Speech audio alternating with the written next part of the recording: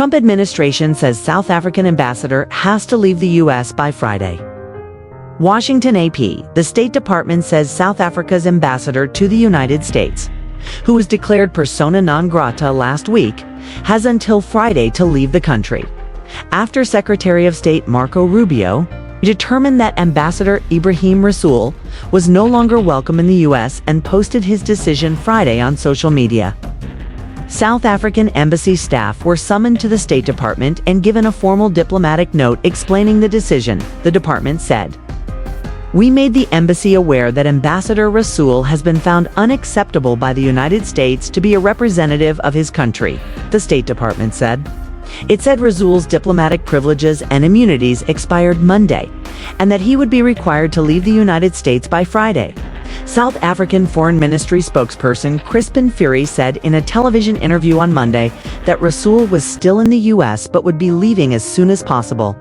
Rubio announced his decision in a post on X, as he was flying back to the United States from a group of 7 foreign ministers meeting in Canada. In it, he accused Rasool of being a race-baiting politician who hates President Donald Trump. His post linked to a story by the conservative Breitbart news site about a talk Rasool gave earlier Friday in Johannesburg as part of a South African think tank's webinar. Rasool, speaking by video conference, talked about actions taken by the Trump administration in the context of a United States where white people soon would no longer be in the majority. It is highly unusual for the U.S. to expel a foreign ambassador, although lower-ranking diplomats are more frequently targeted with persona non grata status.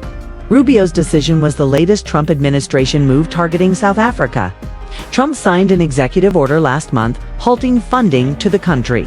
It criticized the black-led South African government on multiple fronts, saying it is pursuing anti-white policies at home and supporting bad actors in the world, like the Palestinian militant group Hamas and Iran. South African President Cyril Ramaphosa told reporters on Monday that Rasool would give him a report when he returned home. Ramaphosa said his government has noted the displeasure that has been expressed by the United States, and particularly about Rasool's remarks, but stressed that he believes South Africa was in the process of rebuilding its relationship with the U.S.